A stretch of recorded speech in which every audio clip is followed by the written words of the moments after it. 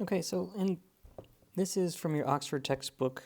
It is 8C and question number 3C part, and it's talking about this, and it says the transformation that takes the curve y equals sine bx minus c plus d, which in my case is the red curve here, it is the red one here, onto the blue cosine curve.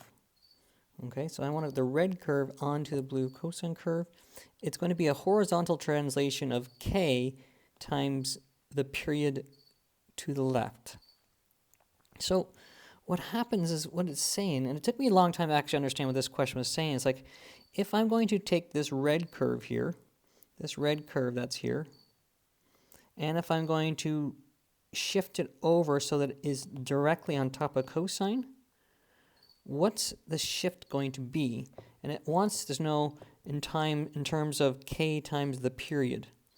Well, I know that here is a full period for cosine, and here also is a full period for sine. And I'm going to shift basically this point over here. Well, what I know about sine and cosine is that they are broken up into quarters quite nicely because of the unit circle.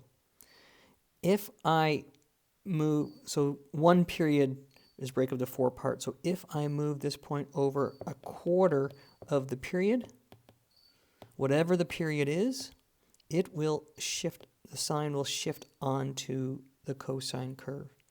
And that's how sine and cosine are related. They're related by a quarter of the period, is that's all what this is saying. So the k value is equal to a quarter. It doesn't actually, this question doesn't actually use these graphs. It may just help you see what you had to do to the graphs to find up the k, but it's a tricky question to actually understand the wording. But it's saying you move a quarter of the period to the left, and then sine is on top of the cosine curve. That's the k value.